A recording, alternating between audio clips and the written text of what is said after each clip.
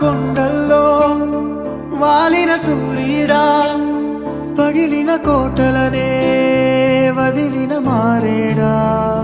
పడమర కొండల్లో వాలిన సూర్యుడా, పగిలిన కోటలనే వదిలిన మారేడా. తడిసిన కన్నుల్లో మళ్ళీ ఉదయించి కలలో దేవుడిలా కాపై ఉంటావా. నీ అడుగులకే మడుగులు వస్తే వాళ్ళం, నువ్వంటే ప్రాణం ఇచ్చే వాళ్ళం మేమయ్యా. దండాలయ్యా దండాలయ్యా, నాతో నేను ఉండాలయ్యా.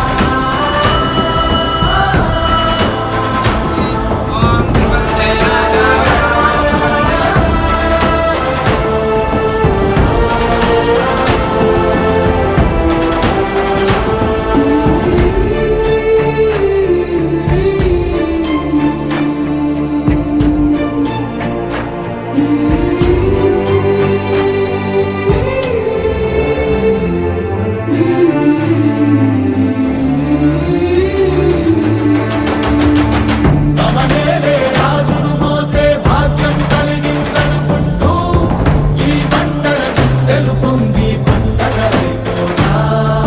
తను చిందించే చెమటను తడిసే పుణ్యం. ఒక పక్కన రక్తం పంచుకొని పుట్టకపోయినా మా సీతక్కను ఇంటి ఆడబిడ్డ కింద నేను చూస్తున్నా. ఇంకో పక్కన ఇంకొకడు ఉన్నాడు, రక్తం పంచుకొని తొడబుట్టిన ఆడబిడ్డను కూడా ఆస్తిలో భాగం ఇవ్వాల్సి వస్తుందని ఇంట్లోకెళ్ళి బయటికి మెడలు పట్టి దొబ్బిండు. ఇంత దుర్మార్గం ఉన్నది. సొంత చెల్లెలకే న్యాయం చేయలేనోడు తెలంగాణ రాష్ట్రంలో 2 కోట్ల మంది ఆడబిడ్డలకు న్యాయం చేస్తాడా? కన్న కొడుకు దుర్మార్గంగా వ్యవహరిస్తుంటే దౌడ మీదంగా పెట్టి కొట్టాల్సిన తండ్రి ఫామ్ హౌస్లో బోర్లో వండుకున్నాడు. కొడుకు తప్పుడోడైతే సరిదిద్దాల్సింది తండ్రి కాదా?